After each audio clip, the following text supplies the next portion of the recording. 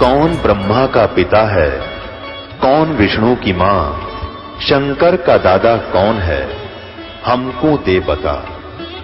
ये जानने के लिए कृपया सुनिए। जगत गुरु तत्वदर्शी संत रामपाल जी महाराज के अमृत वचन सर्व पवित्र धर्मों के पवित्र शास्त्रों के आधार पर। बोलो सतगुरुदेव की जय। बंदी छोड़ कबीर परमेश्वर जी की जय। बंदी छोड़ गरीबदास जी महाराज जी की जय। स्वामी राम देवानंद जी गुरु महाराज जी की जय।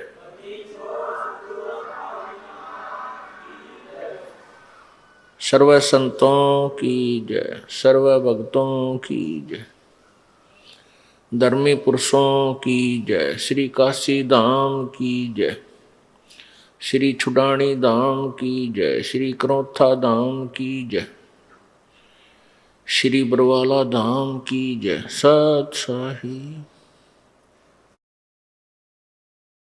ग्रीब नमो नमो सतपुरुष को नमस्कार। गुरु की नहीं सुर नर मुनि जन साधुआ संतों सर्वस्ती नहीं। सतगुरु साहेब संत सब डंडो तुम प्रणाम। आगे पीछे मध्य हुए तिनको जा कुर्बान। नराकार निर्विषम काल जाल वैभंजनम निर्लेपम निज निर्गुणम अकल अनुबेशोन्दनम। सोहम सुरति समाप्तम सकल समाना निर्तलय। उज्ज्वल हीरंबर हरदम अम्बे परवा अथाह वार पार नहीं मज्जतम। ग्रीब जो सुमरे सिद्ध होई गणनायक गलताना। करो अनुग्रह सोई पारस पद परवाना। आदि गणेश मनाऊं गणनायक देवन देवा। चरण कमल लो लाऊं आदंत करूं सेवा। परम शक्ति संगीतम रिद्धि सिद्धि दाता सोई। अवगत गुण अतीतम सतपुरुष निर्मोही। जगदम्बा जगदीशम मंगल रूप मुरारी। तन मन अर्पुं शीशम भक्ति मुक्ति भंडारी। सुर नर मुनि जन ध्यावे ब्रह्मा विष्णु महेशा। शेष सहस मुख गावे पूज्य आदि गणेशा।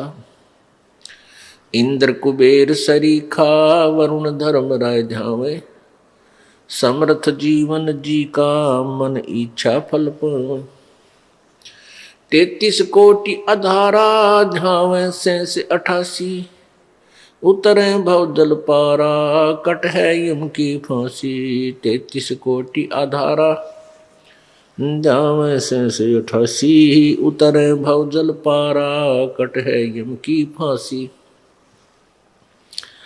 सत साहिब कर जोरूं विनती करूं।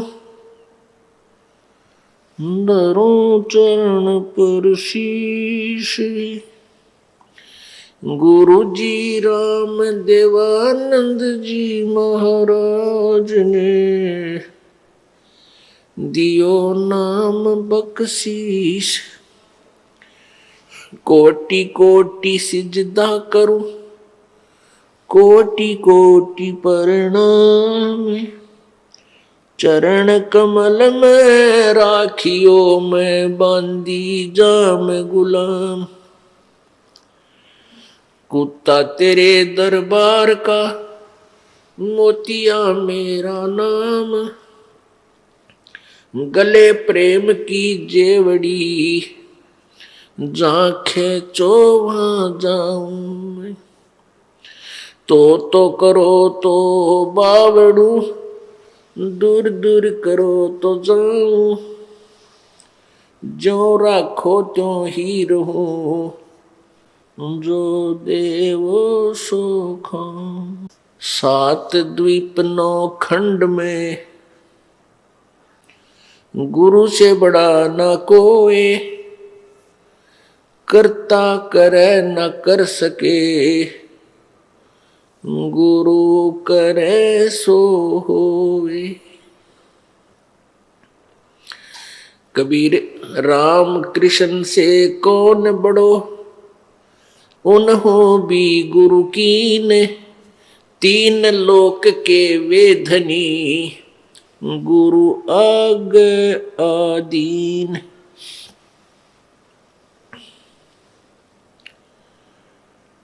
जय इब कै सतगुरु मिले, सब दुख आँखों रो, चरणों ऊपर शीश धरूं, कहूं जो कहनी हो। कबीर साईं मिलेंगे, पूछेंगे कुशलात, आद अंत की सब कहूं, अपने दिल की बात। गुरु जी तुम ना भूलियो, चाहे लाख लोग मिल जाही, हमसे तुमको बहुत है, तुमसे हमको नहीं। कबीर तुमरे विसारे क्या बने, मैं किसकी शरण में जाऊं, शिव ब्रंच मुनि नारदा, इनके हृदय न समाऊं। अब गुण किए तो बहुत किए, अब गुण किए तो बहुत किए, करत न मानी हारे, बावे बंदा बख्श दियो हो, भावे गर्दन उतार।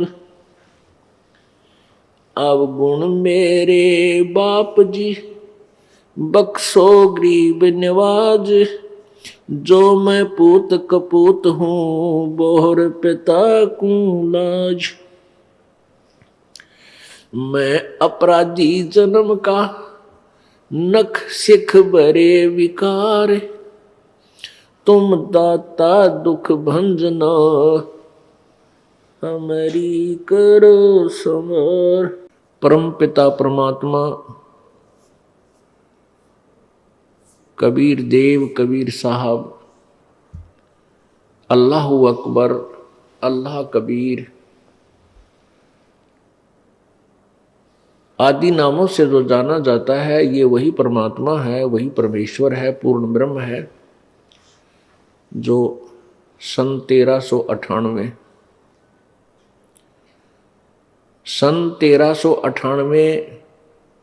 विक्रमी संवत 1455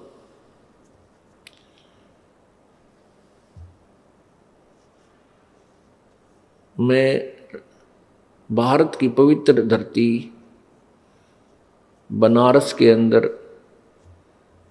काशी शहर के अंदर, एक लहर तारा तालाब में विकसित कमल के फूल के ऊपर शिशु रूप धारण करके प्रकट हुए थे, अपने सतलोक से चलकर आए थे। उनको फिर एक नीरू नीमा नाम के दुल्हा दंपत्ति उठाकर ले गए थे और बच्चे की तरह उनकी परवरिश की थी। वो पूर्ण परमेश्वर, सर्व सृष्टि रचनहार, कुल के मालिक कबीर देव कबीर साहब लीलावत बड़े हुए। वो परमात्मा पूर्ण ब्रह्म, सर्व सृष्टि रचनहार, कुल के मालिक अपने सतलोक स्थान को त्याग कर, वहां से गति करके, वहां से चलकर इस काल के लोक में आते हैं। उनका उद्देश्य क्या होता है?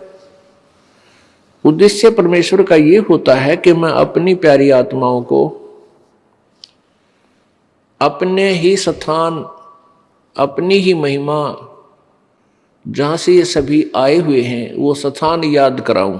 अर्थात एक तत्वदर्शी संत की भूमिका करने के लिए परमेश्वर कबीर जी स्वयं ही यहाँ आते हैं और वो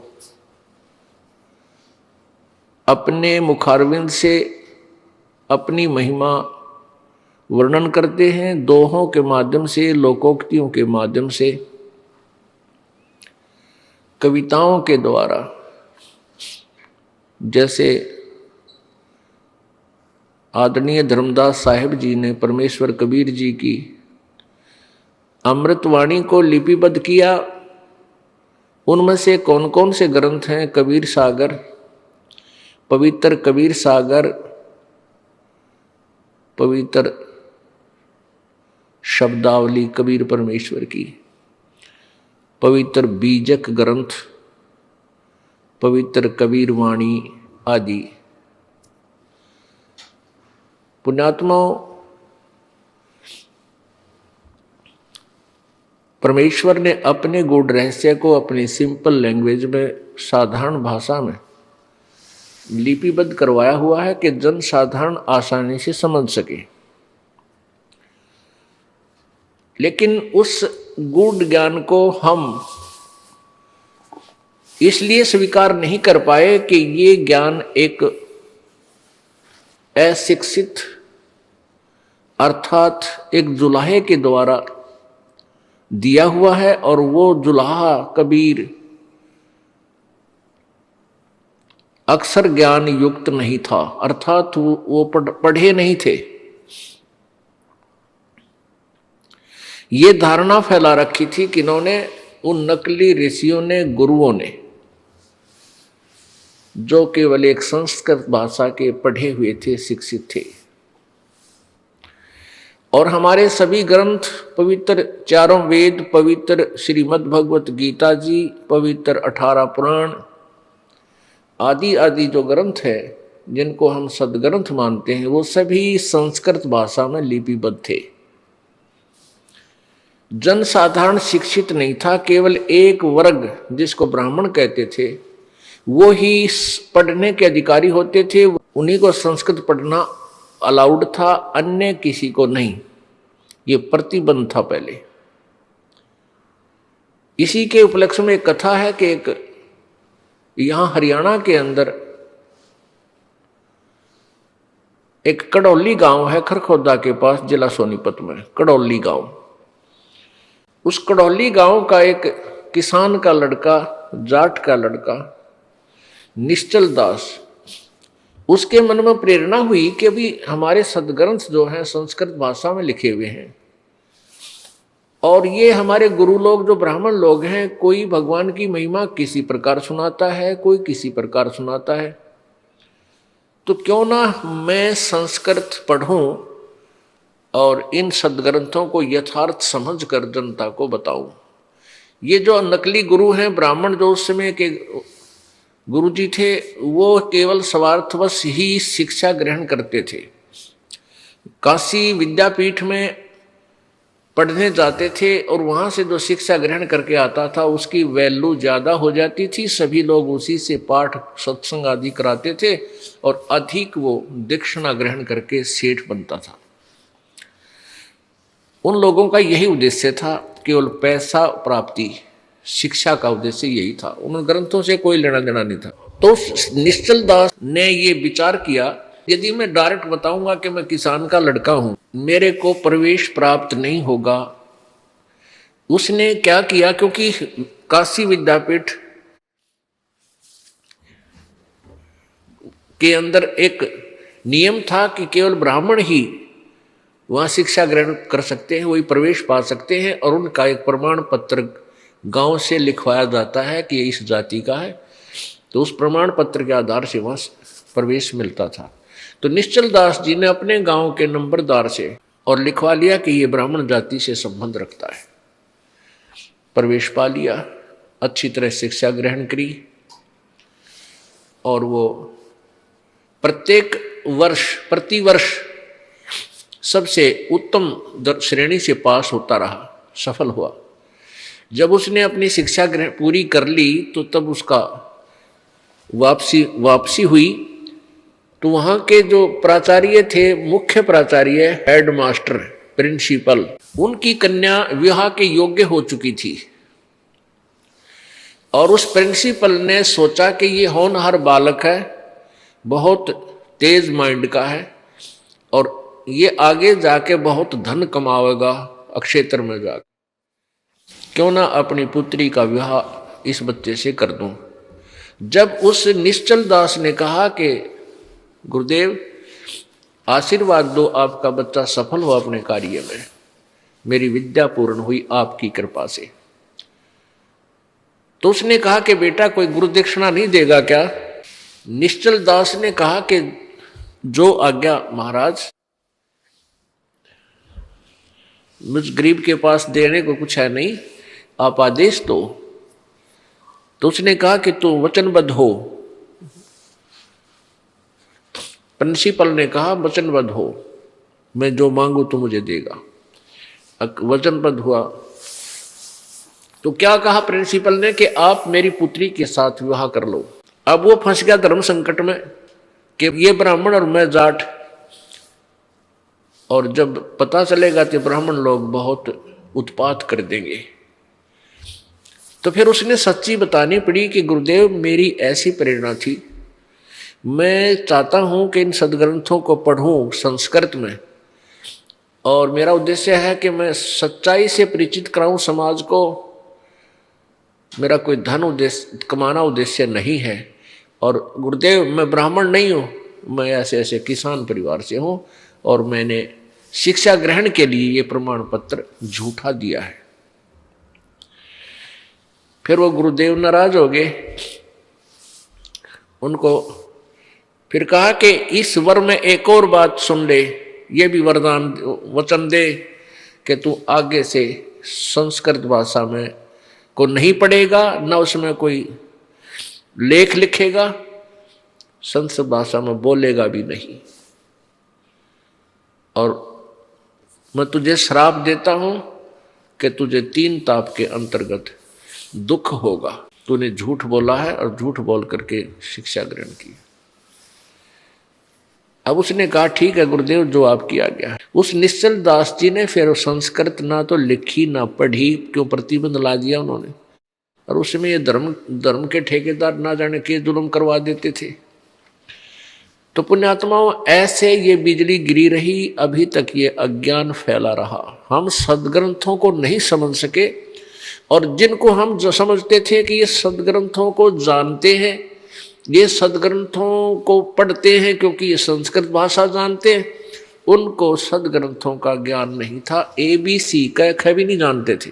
तो परमेश्वर कबीर जी के विषय में फैलाई गई धारणाएं उन अज्ञानी गुरुओं, ऋषियों, मंडलेश्वरों, महंतों के द्वारा कि ये अशिक्षित है, इसको संस्कृत भाषा नहीं आती है, ये ऊट पटांग भाषा बनाकर दुनिया को भ्रमित कर रहा है, ये इसका ज्ञान सही नहीं है। अब ये विश्वास हो जाना, ये बात हृदय में जच जाना स्वाभाविक था कि कबीर परमेश्वर जी संस्कृत भाषा पढ़े नहीं हैं। परमात्मा कबीर जी प्रत्येक भाषा के विद्वान थे, क्योंकि परमात्मा अंतर्यामी होते हैं और वो आत्मा के जीव जंतुओं की भी भाषा समझते हैं, और ये अज्ञानी अनाड़ी ऋषि कहते थे वो संस्कृत नहीं समझते। तो जिस कारण से अभी तक ये अज्ञान फैला रहा। पुण्यात्माओं, परमेश्वर कबीर जी कहा करते थे कि मैं सतलोक से चलकर आया हूं और मैंने ही सारे ब्रह्मांडों की रचना की है, मैं पूर्ण परमात्मा हूं। लेकिन इस बात को कोई नहीं मानने को तैयार होता था, और बल्कि ये कहते थे कि ये अभिमानी व्यक्ति है, अपने आप को भगवान कहता है। एक जुलाहे का बालक, एक शूद्र जाति वाला अपने आप को परमात्मा कहता। देखो रे लोगों, देखो देखो कैसा कैसा झूठा कपटी व्यक्ति। परमात्मा कहते हैं साच कहूं तो जग नहीं माने, और झूठा जगपति आई हो।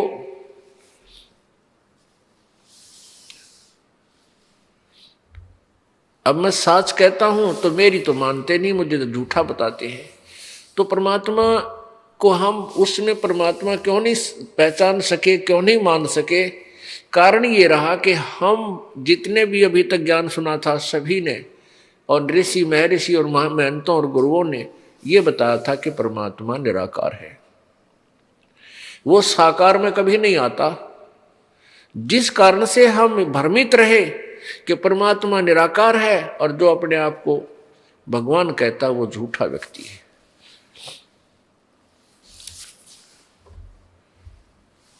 पुण्यात्मा, हमने अभी तक जो ज्ञान सुना हो बिल्कुल विपरीत सुना हुआ है, कोरा अज्ञान सुन रखा है। अब ये ज्ञान परमेश्वर ने स्वयं आकर बताया था 600 वर्ष पहले, उस समय जनता अशिक्षित थी। अब 1947 के बाद भारतवर्ष स्वतंत्र हुआ, उसके बाद यहाँ शिक्षा का एक जोर शोर से प्रचार हुआ।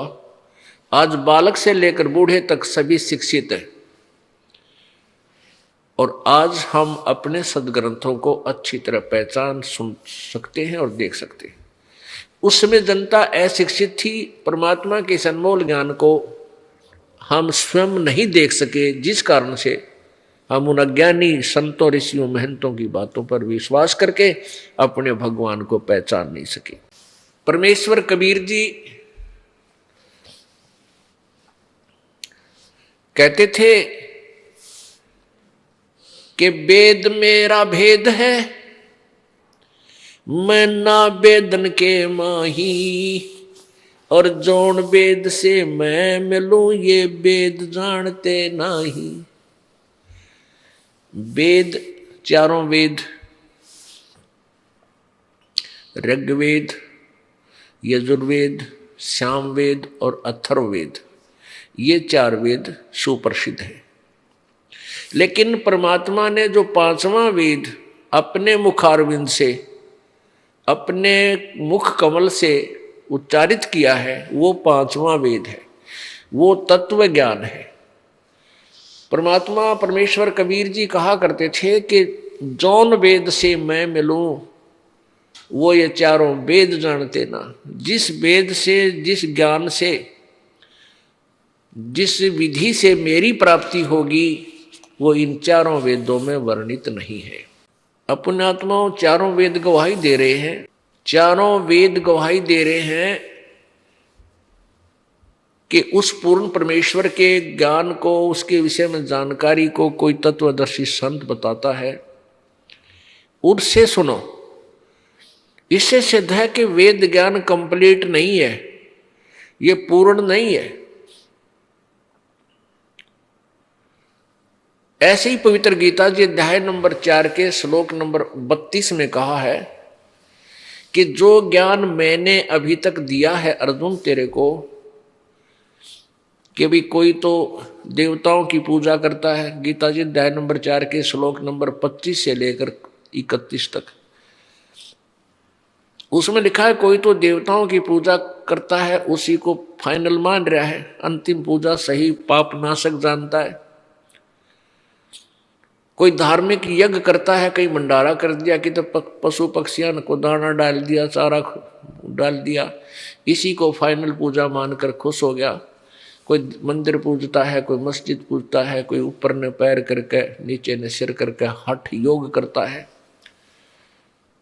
ये सब पूजाएं जो करते हैं ये सभी अपनी अपनी साधनाओं को पाप नाशक जानते हैं। लेकिन चौथे अध्याय के 32वें श्लोक में गीता ज्ञानदाता काल कह रहा है कि अर्जुन, उस परमेश्वर के बारे में, इस धार्मिक अनुष्ठानों के बारे में विस्तार के साथ सच्चिदानंद घन की वाणी में, सच्चिदानंद घन की वाणी यानी उस परमेश्वर ने खुद आकर जो बोली है वो ज्ञान, जो ज्ञान दिया है उसमें विस्तार से कहा गया है ये यथार्थ ज्ञान। उसको फिर वो ज्ञान कहाँ मिलेगा, कौन बताएगा? गीता जी अध्याय नंबर 4 के श्लोक 34 में कहा है कि किसी तत्वदर्शी संतों के पास जाकर उस तत्व ज्ञान को सुन, और तत्वदर्शी संतों को दंडवत प्रणाम करने से, कपट छोड़कर यानी विनम्र भाव से सच्चे दिल से उनसे प्रार्थना करना, उस परमेश्वर के बारे में जानकारी प्राप्त करना कि अर्ज करना, फिर वो तत्वदर्शी संत तुझे वो परमेश्वर के बारे में ज्ञान सुनाएंगे, उनको सुन। इससे सिद्ध है कि गीता जी का ज्ञान कंप्लीट नहीं है, लेकिन ये भी नहीं कहा जा सकता कि ये गलत है, जैसे 10वीं तक का कक्षा तक का सिलेबस पाठ्यक्रम अपना स्थान रखता है, उसकी अपनी स्थिति होती है, और उसके ऊपर जो उच्च क्लासें चलती हैं उनका सिलेबस उससे आगे और अत्यधिक गूढ़ होता है। ऐसे ही चारों वेद और गीता जी, इसको समझो मैट्रिक कक्षा तक का, मैट्रिक क्लास तक का सिलेबस है, 10वीं तक। और परमेश्वर कबीर जी का जो ज्ञान है वो प्रथम से लेकर और फाइनल तक, एमए तक, पीएचडी तक सब तरह का उसमें इंक्लूड है। तो उस ज्ञान के बाद किसी भी ज्ञान की आवश्यकता नहीं रहती जो कबीर जी का ज्ञान है। अब कबीर परमेश्वर के ज्ञान को उस जो लोकोक्तियों के माध्यम से, कविताओं के माध्यम से, दोहों वाणियों के माध्यम से, शब्दों के माध्यम से लिखा हुआ है, यानी वो पद्य भाग में है, उसको ये कबीर पंथी भी नहीं समझ सके। क्योंकि कबीर पंथ क्या है? जो कबीर जी के विचारों से प्रभावित होकर उनके द्वारा दिए गए ज्ञान पर ही अपनी साधनाएं कर रहा है, लेकिन वो ज्ञान उनको पूर्ण रूप से समझ में नहीं आया।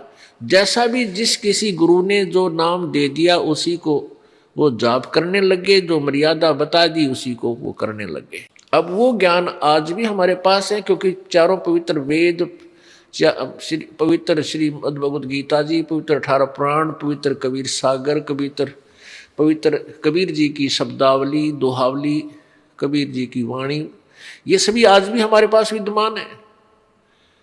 अब हम इनको तुलना करेंगे प्रत्येक सदग्रंथ से कबीर जी की वाणी को, जो प्रत्येक दृष्टिकोण से खरी है।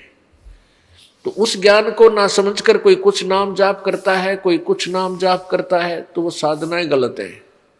जैसे हमने आम के पेड़ के स्थान पर बबुल का बीज बीज के और उसकी पूजा कर रहे हैं, उसकी सेवा कर रहे हैं, सिंचाई कर रहे हैं, उसकी सुरक्षा के लिए चारों तरफ प्रोटेक्शन कर रखा है, और हम कह रहे हैं कि हम आम बीज रखा है, तो वो कोई जानकार व्यक्ति आकर कहे कि ये तुम्हारा आम का पौधा नहीं है, तो उसने सावधान होना चाहिए, कारण पूछना चाहिए किस कारण से आप कह रहे हो कि आम का नहीं है। फिर वो क्या करेगा? आपको आम का पौधा दिखाएगा, ये देखो ऐसा होता है, और ये पेड़ है आम का, देखो इसको आम लगे हैं, तो तब हमें भिन्नता का पता लगेगा। ऐसे ही जो पूजाएं आप कर रहे हो कोई कबीर पंथ में, कबीर पंथ एक आम का पौधा समझो, कबीर जी का पंथ आम का पेड़ है, और उसमें उस पंथ को आम का पेड़ ना बो करके अन्य जो साधना आप कर रहे हो, अर्थात कबीर जी के अकॉर्डिंग परमेश्वर जी ने बताया था जो मंत्र जाप, उसको त्याग कर और कोई और साधना कर रहा है, कहता मैं कबीर पंथी, तो वो आम के पौधे के धोखे में और किक्कर बबूल का बीज बोए बैठा है। तो ये दास का उद्देश्य है कि उनको ये समझाऊं कि ये आपकी साधना ये ठीक नहीं है, ये कबीर जी के पंथ वाली नहीं है, ये आम का पेड़ नहीं है, ये बबूल का पेड़ है। भिन्नता करके दिखाएगा ये दास, आपको 5 दिन में यही निर्णय देगा, सदग्रंथों के आपको आपके रूबरू करेगा, आपके प्रत्यक्ष करेगा, आंखों दिखाएगा कि ऐसा आम का पौधा होता है, आपका ऐसा पौधा है, ये बबूल है। फिर आपको पता लगेगा कि सचमुच हम गलत साधना कर रहे हैं, तभी आप उस बबूल के पेड़ को फेंक सकोगे, छोड़ सकोगे, अन्यथा आप उसका चिपके रहोगे और लास्ट में आपको कांटे मिलेंगे, आम नहीं मिलेगा, फल नहीं मिलेगा, अर्थात आप काल के जाल में ही रह जाओगे। दास का उद्देश्य वही उद्देश्य है जो परमेश्वर का उद्देश्य था। परमेश्वर कबीर जी ने 600 वर्ष पहले आकर यही झाड़े भरे थे, यही जन जन को जाकर समझाया था। दुनिया ने उनको भुंडा कहा, गुंडा कहा, बदमाश कहा, ये झूठा कहा, लेकिन वो परमात्मा थे, अपने बच्चों के लिए भटक रहे थे। कि मेरे बच्चे किसी प्रकार मुझे पहचाने और काल के जाल से निकलकर सतलोक चले। काल भगवान ने बहुत भयंकर जाल फैलाया है। परमेश्वर जब जोगजीत नाम से आए थे और काल के साथ उनका वाद विवाद हुआ था, तो इस काल ने कहा था कि मैं 12 नकली पंथ चला दूंगा और तेरी महिमा को गाएंगे, कबीर कबीर कबीर करेंगे, लेकिन सब में अज्ञान भर दूंगा, साधना उनकी नाम जाप गलत करवा दूंगा। वो कहेंगे हम कबीर पंथी हैं, 12 पंथों के अनुयायी होंगे, कबीर जी की महिमा करेंगे, लेकिन वो आम के स्थान पर सबको कीकर बबूल भिजवा दूंगा, अर्थात उनकी साधनाएं गलत करवा दूंगा और वो मेरे ही जाल में रहेंगे। कहा था काल ने 12 पंथ करूं मैं साजा, नाम तुम्हारा ले करूं आवाजा। 12 यानी 12 पंथ, 12 पंथ नाम जो ले ही, हमरे मुख में आन समोही। इन 12 पंथों में, कबीर वाले 12 पंथों में जो नाम लेगा वो मेरे ही जाल में फंसा रहेगा, बाहर नहीं जा सकेगा। फिर परमेश्वर ने कहा था भाई 12वें पंथ में हम ही चलकर आएंगे। जब ये 12 पंथ चल चुके होंगे, उसमें 12वां पंथ है गरीबदास पंथ, संत गरीबदास जी का, जो हरियाणा छुड़ानी में है, हरियाणा स्टेट के अंदर प्रांत में, और जिला झज्जर पहले रोहतक जिले में था। तो वहाँ गरीबदास जी आए हैं और उनको परमात्मा कबीर जी मिले थे। आज का जो समागम प्रारंभ हो रहा है, ये 26 फरवरी 2010 का जो दिन है, ये द्वादशी है,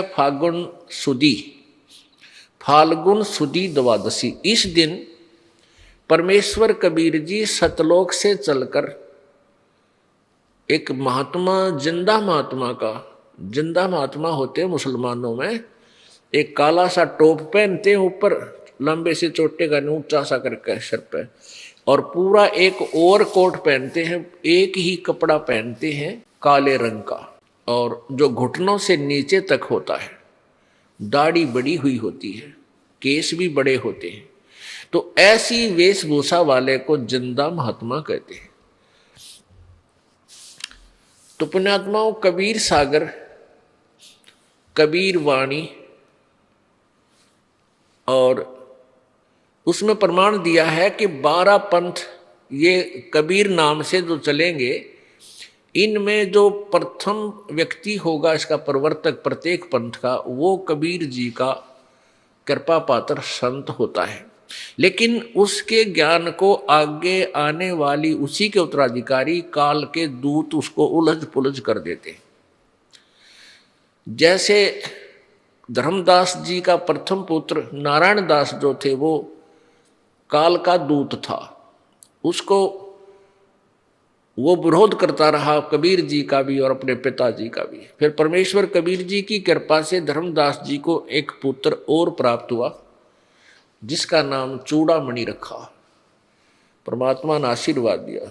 तो चूड़ामणि जो था वो प्रथम धर्मदास जी के जो वंशज हैं, उनमें से पंथ जो चले हैं, उनमें से वो प्रथम था, और वो उसका ज्ञान सही था। उसके केवल 5 नाम देने का अधिकार दिया गया था, सतनाम और सारनाम देने का किसी को अधिकार नहीं दिया गया था, परमात्मा कबीर जी द्वारा।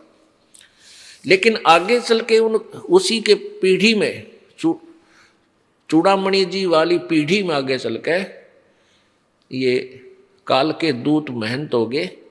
उन्होंने वो नाम वास्तविक खत्म करके और ही एक मंत्र लंबा चौड़ा, अजर नाम, अमर नाम, पाताल्य सब सिंधु नाम, इस तरह के एक पूरा श्लोक उनको दान कर देना शुरू कर दिया। कारण क्या था कि ये 5 नाम दिए जाते थे, जो दास देता 7। ये 5 नाम कौन से हैं? ये हमारे शरीर में बने हुए कमलों के, इन प्रत्येक कमल पर प्रत्येक एक देवता का अधिकार है। मूल कमल में गणेश जी, जो हमारे नीचे रीढ़ की हड्डी जहाँ समाप्त होती है, पीछे बैकबोन जिसे बोलते हैं, गुदा के पास, उससे 2 उंगल ऊपर अंदर की तरफ एक कमल है, एक आंतड़ी सी है जिसमें 4 कमल पंखड़ियां जैसा आकार है, उसमें गणेश जी का निवास है। उसका मंत्र दिया जाता था कबीर जी द्वारा। फिर उससे ऊपर स्वाद चक्र है, स्वाद कमल है, उसमें सावित्री ब्रह्मा जी का निवास है और उनका एक मंत्र दिया जाता है जो ये दास आपको देता है, दिया गया था सतगुरु द्वारा। फिर नाभि कमल में विष्णु और लक्ष्मी जी का निवास है, अधिपत्य है, उसका एक मंत्र दिया जाता है। ऐसे हृदय कमल में सावित्री और शिव और पार्वती जी का निवास है, इनका भी एक मंत्र दिया जाता है। कंठ कमल में ये दुर्गा है, अष्टंगी है, इसका भी एक मंत्र दिया जाता है। तो ये मंत्र परमात्मा इसलिए देते थे कि जब तक तुम यहाँ रहोगे तब तक तो तुम्हें इस संसार की सुख सुविधा यही देव देते हैं और इनकी ये मजदूरी है, ये तुम करते रहो।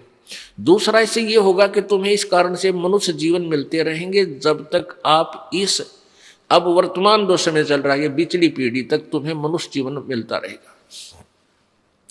इस उद्देश्य से परमात्मा ने वो वास्तविक मंत्र उस समय नहीं खोला था, क्योंकि जनता अशिक्षित थी और उस मंत्र के खोल देने से दे देने से जो दास अब दे रहा है तो सभी ये नकली संत भी उन्हीं नामों को देने लग जाते। आज हम भिन्नता नहीं कर पाते और उनके देने से लाभ नहीं होता, क्योंकि जो अधिकारी होता है वही मंत्र देगा तो लाभ होगा, अनधिकारी उसको देता है तो उसका कोई लाभ नहीं होगा। तो प्रथम जो प्रवर्तक होते हैं वो उन 12 पंथों के प्रारंभ के जो स्रोत थे वो परमात्मा के कृपा पात्र थे, लेकिन आगे चल के उन पंथों में उनके तुरंत बाद ही जो है काल के दूत मनमुखी नाम जाप देने लगे और उस मार्ग से भ्रष्ट कर देते हैं। तो इसलिए परमात्मा ने कहा था 12वां पंथ जो गरीबदास पंथ होगा वो चल चुका होगा और बिचली पीढ़ी प्रारंभ होगी। उस समय हम ही आएंगे, उस 12वें पंथ में आगे चल के हम ही आएंगे और इस ज्ञान के आधार से सभी पंथों को खत्म कर देंगे और केवल एक पंथ चलाएंगे जो परमेश्वर पंथ होगा, जो अब प्रारंभ हो चुका है।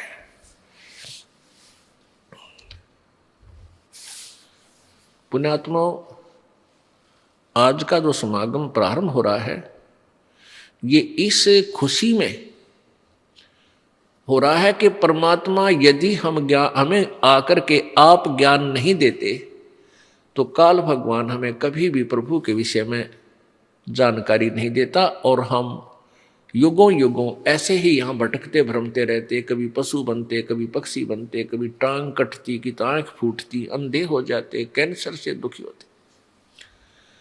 उस दयालु भगवान ने अपने बच्चों पर फिर दया आई और वो आकर के हमें फिर मिले।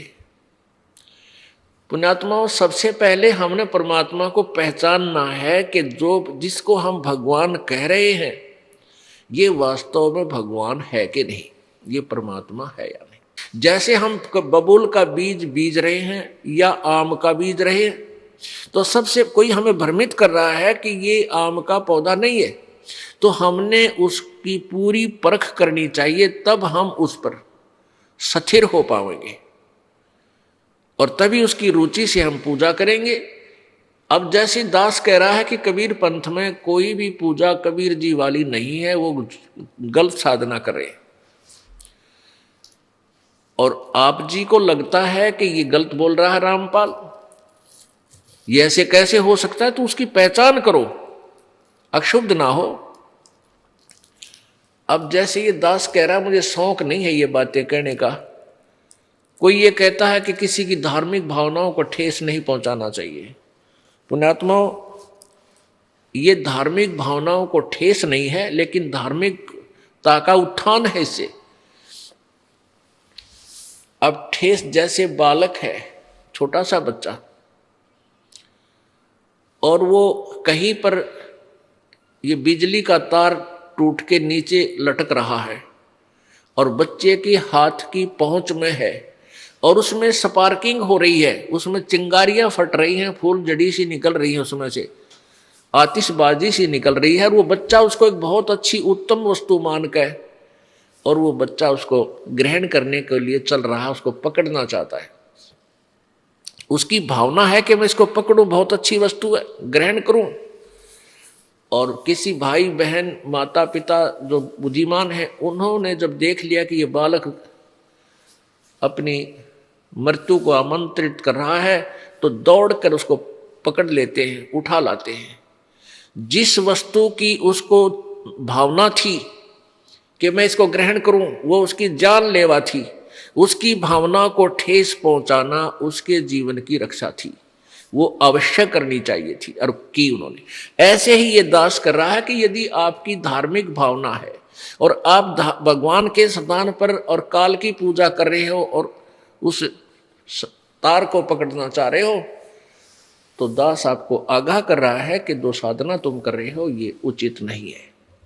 तो चाहे आपकी फिर धार्मिक भावना को ठेस लगे या ना लगे, वो लगानी आवश्यक है आपकी जीवन रक्षा के लिए। आज का ये शुभ समागम इसी उपलक्ष्य में है कि हम परमात्मा की पहचान आपको बताएं। आपको अभी भगवान की परिभाषा का भी ज्ञान नहीं है, आप परमात्मा का नाम सुना है, उसका ABC का भी ज्ञान आपको नहीं है पूरे विश्व में। अब कुछ भक्ति भक्तजन श्रद्धालु समझते हैं कि ये रामपाल अपने आप को विद्वान समझता है, अभिमानी व्यक्ति है। नहीं, अभिमान का तो इस दास के आसपास भी कोई नामो निशान नहीं है। मैं तो कुत्ता हूं उस परमेश्वर का, और आप धनियों के लिए भौंक रहा हूं, आपको जगा रहा हूं कि आप अपना धन बर्बाद कर रहे हो, चोरी हो रही है, आपका जीवन नष्ट हो रहा है। और जो पुण्यात्मा होंगी वो जाग जाएंगी और अपना धन संभाल लेंगी। लेकिन ये सच्चाई है। आज वर्तमान में विश्व के पास कोई भी आध्यात्मिक ज्ञान यथार्थ नहीं है।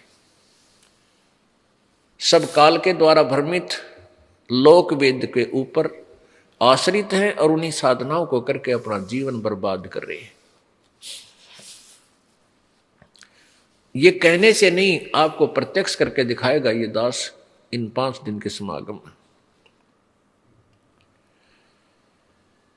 आज का जो दिन समागम का हमें मिला है सत्संग का, पहले इसके उपलक्ष्य में एक कथा सुनाते हैं। चारों युग में संत पुकारे, कूक कहा हम हेल रे, हीरे माणिक मोती बरसे हैं ये जग चुगता ढेल रे। परमेश्वर कबीर जी कहते हैं, चारों युगों में मैं आया और मैंने भी आवाज लगा लगा कर, हेला देकर, बहुत जोर से आवाज लगा लगा कर बताया कि जो साधनाएं तुम कर रहे हो ये काल साधना है, सत साधना नहीं है, रॉन्ग साधना है तुम्हारी। और जिन संतों को मैं आकर मिला, जिनको मैंने अपने यथार्थ ज्ञान से परिचित करवाया, अपने सतलोक दिखाया, उनको वापस छोड़ा, उन संतों ने भी आवाज लगा लगा कर कूक कूक के ये मेरे ज्ञान का प्रचार किया। लेकिन ये भोली आत्मा काल के दूतों द्वारा भ्रमित, ये हीरे मोती जवाहरात लाल के स्थान पर कंकर इकट्ठे कर रहे हैं, आन उपासना रूपी कंकर इकट्ठी कर रही हैं, ये डड़े इकट्ठे कर रहे हैं। उन सत भक्ति रूपी हीरे मोतियों को छोड़कर कंकर आन उपासना रूपी अन्य साधना जो कर रहे हैं, यथार्थ साधना को छोड़कर वो कंकर पत्थर अपने थैले में डाल रहे हैं, उनको बहुमूल्य जानकर, जबकि वो यूजलेस है, उनकी कोई कीमत नहीं। तो परमात्मा हमें बता रहे हैं कि चारों युग में संत पुकारे और कूक कहा हम हेल रे, हीरे माणिक मोती बरसे हैं ये जग चुगता ढेल रे। प्यारी आत्माओं, हे पुण्यात्माओं, वो परमात्मा कबीर कितना दयालु हमारे मालिक, क्योंकि वो हमारे पिता हैं। हम सभी चींटी से लेकर हाथी, रंग से लेकर देवता, ब्रह्मा विष्णु महेश इंद्र तक के वो हम सभी के वो पिता हैं, और अपनी संतान का अपने ही माता पिता को दुख होता है यदि वो कहीं दुखी होते हैं। अन्य केवल औपचारिकता करते हैं और 2 दिन पीछे खिसक जाते हैं, लेकिन माता पिता अंतिम श्वास तक अपने बालक की के दुख में दुखी रहते हैं। तो हम सभी कबीर जी की आत्मा है, और काल ने हमें यह भ्रमित करके मिसयूज कर लिया। किसी को देवता अपनी ही उन्हीं की साधना तपस्या आदि करवा के किसी को देव बना दिया, किसी को महादेव बना दिया, किसी को इंद्र की पदवी दे दी, और एक दूसरे के साथ हमें आपस में यही उलझा रखा है। वेद हमारा वेद है, वेद मेरा भेद है, मैं ना वेदन के माही, और जौन वेद से मैं मिलूं ये वेद जानते नहीं। ये चारों वेद परमेश्वर कबीर जी का ही जानकारी दे रहे हैं। परमेश्वर ने कहा था कबीर जी ने कि ये चारों वेद मेरी महिमा का गुणगान करते हैं, मेरी महिमा बता रहे हैं,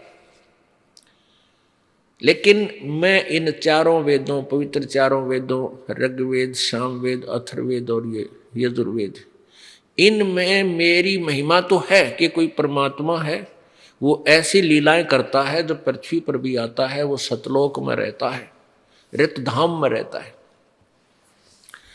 और यहां अपने श्रेष्ठ भक्तों को, विशेष आत्माओं को, जो दृढ़ भक्त होते उनको आकर मिलता है और अपने यथार्थ ज्ञान से परिचित कराता है। ये वेदों में लिखा है, और वो कबीर देव है, वो कबीर प्रभु है। पुण्यात्मा, पवित्र चारों वेदों को विश्व का कोई भी व्यक्ति नहीं ये कहता कि ये ज्ञान ठीक नहीं, और कोई कहता है तो वो तो बिल्कुल मूर्ख है, महामूर्ख कह सकते हैं उसको, जो वेदों और गीता जी को कहता है ये ज्ञान ठीक नहीं है। तो उसी वेदों और गीता जी के आधार से पवित्र हिंदू समाज अपनी साधनाओं को कर रहा है, और अपने धर्म के मुख्य इन्हीं ग्रंथों को मानते हैं, जैसे पवित्र गीत, श्रीमद् भगवद गीता जी, पवित्र चारों वेद, पवित्र 18 पुराण। अब वो क्या बता रहे हैं और हमारे को क्या लोकवेद सुनाएगा, ये जब हम आंखों देखेंगे स्वयं, तभी हम पहचान पाएंगे भगवान को। अभी तक इन झूठे गुरुओं ने, नकली महंतों और ऋषियों ने हमारे को भ्रमित कर रखा, लोक वेद सुना रखा, जो शास्त्र के विरुद्ध ज्ञान है उस पर आधारित किया हुआ है। अब सबसे पहले आपको ये दिखाते हैं कि वेदों में लिखा है कि वो परमात्मा अपने सतलोक से चलकर यहाँ आता है, अपनी प्यारी आत्माओं को मिलता है, उनको ज्ञान देता है, यथार्थ ज्ञान समझा कर फिर वो उन प्यारी आत्माओं को सतलोक ले जाता है, अपने यथार्थ स्थान पर ले जाता है जहाँ से ये आत्माएं आकर यहाँ फंसी हैं। आप पुण्यात्माओं, आपका सभी का आगमन सतलोक से हुआ है, और वहाँ पर आपके जो स्थान हैं, जो यहाँ के इंद्र के पास भी इतनी संपत्ति, स्थान और सुविधा नहीं है जो आप छोड़ आए अपनी अज्ञानता में, वो आज भी आपके वहाँ सुरक्षित रखे हैं, और आप उस स्थान को छोड़कर यहाँ इस गंदे स्थान में आ गए, और यहाँ काल ने आपको अपने जाल में फंसा लिया और आपको यथार्थ भगवान से, परमात्मा की यथार्थ ज्ञान से, महिमा से अपरिचित रखा हुआ है। उसका उद्देश्य यह है कि यदि इनको ज्ञान हो गया कि परमात्मा कोई और है और कहीं इससे अधिक भी सुख है, तो ये सभी उधर प्रेरित होकर भाग ना जाएं और तेरा ब्रह्मांड सूना ना हो जाए। इसलिए भगवान स्वयं आते हैं, अपने यथार्थ ज्ञान को समझाते हैं, और जो पुण्य आत्मा होती हैं वो भगवान की इस महिमा को समझकर शीघ्र यहाँ से निकलने का प्रयत्न प्रारंभ कर देते हैं। आपको दिखाते हैं ऋग्वेद मंडल नंबर 9 के सूक्त नंबर 86 और मंत्र नंबर 26 तथा 27, और इसके पश्चात दिखाएंगे ऋग्वेद मंडल नंबर 9 के सूक्त नंबर 82, 82 और मंत्र 1, 2, 3। और फिर दिखाएंगे ऋग्वेद मंडल नंबर 9 सूक्त नंबर 96 96 के मंत्र नंबर 16 से लेकर 20 तक। और फिर दिखाएंगे पवित्र यजुर्वेद अध्याय नंबर 5 के श्लोक नंबर 32 में स्पष्ट लिखा है कि कबीर अंगारी असी बम्भारी असी सवर ज्योति रतधामा असी।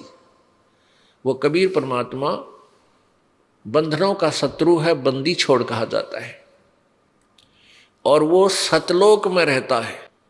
वो सतलोक सतधाम युक्त है, रतधामा सतधाम वाला सतलोक वाला है, वहाँ रहता है। इसी प्रकार ये पहले जो ऋग्वेद के जो आपको रेफरेंस बताया है, इसमें भी यही स्पष्ट किया है कि वो परमात्मा सतलोक में रहता है, एक स्थान पर रहता है, वहाँ से चलकर आता है। और अभी तक ये वेदों के ज्ञाता जो बने फिरे थे, ऋषि महर्षि नकली, ये कहते थे भगवान एक देशीय नहीं है, ऊपर नीचे कहीं एक स्थान पर नहीं रहता, वो निराकार है, वो कभी किसी को दिखाई ही नहीं देता। जबकि वेद कहते हैं वो साकार है, सशरीर है, उसका नाम कबीर है, वो सतलोक में रहता है। अब देखिएगा ये पवित्र ऋग्वेद आपको दिखाते हैं। पवित्र ऋग्वेद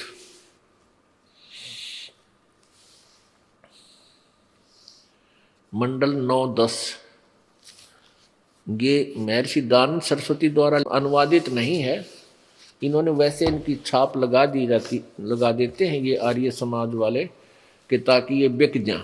बाकी ये अनुवाद किसी और का किया हुआ है, फिर भी हम इन्हीं के अनुवाद द्वारा आपको बहुत कुछ रास्ता देंगे। इसमें लिखा है प्रकाशक है सार्वदेशिक कार्य प्रतिनिधि सभा महर्षि दानंद भवन, रामलीला मैदान, नई दिल्ली।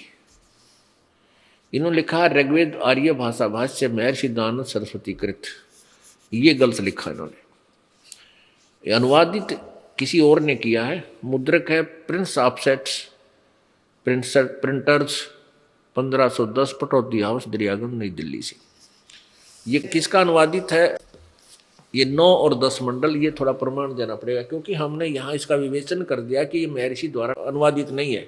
ये क्लियर करता है, ये आर्य समाज का है एक आचार्य, इसका क्लियर करता है। ऋग्वेद भाष्यम महर्षि दानंद सरस्वती द्वारा केवल ऋग्वेद के मंडल 1 से 6 तक अनुवाद किया है। ये दूसरा जो 7 से लेकर 10, जिसमें 9-10 आ लिए, तो ये श्रीपाद दामोदर सातवलेकर नामक कोई आचार्य है, उसका अनुवादित है। इन्होंने इसके द्वारा किए गए अनुवाद को भी महर्षि दानंद की फीत लगा दी, मोहर लगा दी, ताकि ये बिकता रहे। फिर भी हम अपना उद्देश्य, हम केवल अपने उद्देश्य के लिए ये देखना चाहते हैं इसमें लिखा क्या है। अब फिर देखिएगा ऋग्वेद वही है, ये जो आपको दिखाया था इन्होंने गलत, इस पर केवल यहाँ मोहर गलत ला रखी है। प्रकाशक ठीक है, प्रकाशक है सार्वदेश आर्य प्रतिनिधि सभा महर्षि दानंद भवन रामलीला मैदान नई दिल्ली। यहाँ इन्होंने गलत लिखा है कि 9-10 मंडल का अनुवाद करता महर्षि दानंद है, ये नहीं थे, ये तो सातवलेकर आचार्य हैं।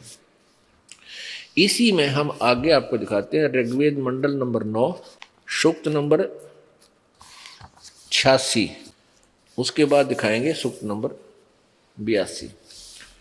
ऋग्वेद मंडल नंबर 9 सूक्त नंबर 86 26 मंत्र।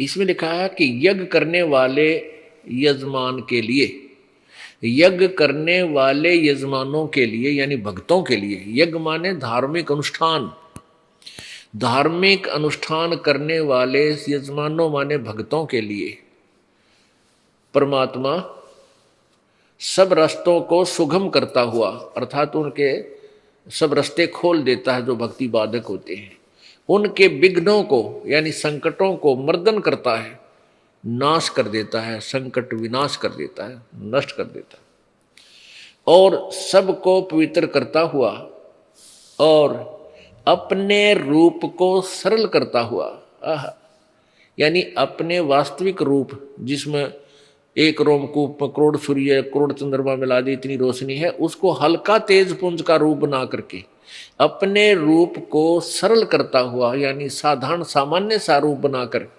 वह कांति में परमात्मा। इन्होंने कबीर शब्द का, कबीर ये देखो ऊपर लिखा है, ये कबीर, हम इसको कबीर बोलने लगे, कबीर कबीर। तो कबीर से ये इन्होंने इस कबीर का अर्थ कर दिया, 2 अपसर्ग लगा दी, इसका सर्वज्ञ कर दिया। जबकि यहाँ लिखना था वो कबीर परमात्मा विद्युत के समान, यानी बिजली की तरह अचानक बहुत तीव्र गति से क्रीड़ा करता हुआ वर्णीय पुरुषों को प्राप्त होता है। वर्णीय यानी श्रेष्ठ, अच्छे भक्तों को, अच्छे व्यक्तियों को, पुण्य आत्माओं को प्राप्त होता है, मिलता है। अब जिन्होंने ये कबीर शब्द लिखा ना, कबीर, इसका थोड़ा सा विश्लेषण करेंगे। जैसे ये यजुर्वेद है, ये एक पुस्तक है, ये एक बुक है अध्यात्म ज्ञान की, यजुर्वेद, इसका नाम लिखा गया है यजुर्वेद। और ये ऊपर रह लगा है, ये नीचे अपसर्ग लगाकर भी इसको संधि छेद किया जा सकता है। यजु लिख के अलग से 2 बिंदी लगा दी जाती हैं। तो जैसे कबीर, कबीर को, कबीर देव को इन्होंने क्या किया है, कवि शब्द को संधि छेद कर दिया, कबीर देव को, और कवि शब्द के आगे 2 अपसर्ग लगा दी रे के स्थान पर, आधा रे होता है, तो उसका इन्होंने कवि लिख दिया और कवि बना करके उसका अर्थ कर दिया सर्वज्ञ। अब यदि ये यजुर्वेद है, इसको हम संधि छेद कर दें, कहीं पर ये महिमा गाई जा रही हो इस यजुर्वेद की, तो हम इसका संधि छेद कर दें यजु प्लस में वेद, और कहीं यजुर्वेद ना लिखा हो, केवल यजुर लिखा हो, और उसका भी हम अर्थ कर दें यजु माने, यजु का अर्थ होता है यज्ञ स्तुतियां, हम यजु का अर्थ लिख दें यज्ञ स्तुतियां, और ये लिखे नहीं वहां पर कि ये यजुर्वेद है, क्योंकि जिसकी महिमा गाई जा रही है यजुर्वेद की, और उसका अर्थ कर दें यज्ञ स्तुतियां, और ये लिखे नहीं कि ये यजुर्वेद में लिखा है, यजुर्वेद की महिमा गाई जा रही है, तो उस यजुर्वेद को कैसे प्राप्त करेंगे, कैसे पहचानेंगे कि वो कोई बुक है? तो वहां लिखना पड़ेगा कि ये यजु जो शब्द है उस पुस्तक के लिए है जो यजुर्वेद है। ऐसे ही इन्होंने कवि शब्द का अर्थ कर दिया सर्वज्ञ। यहां लिखना चाहिए था ये वो परमात्मा है जो सारी सृष्टि का रचनहार है, ये कबीर देव है।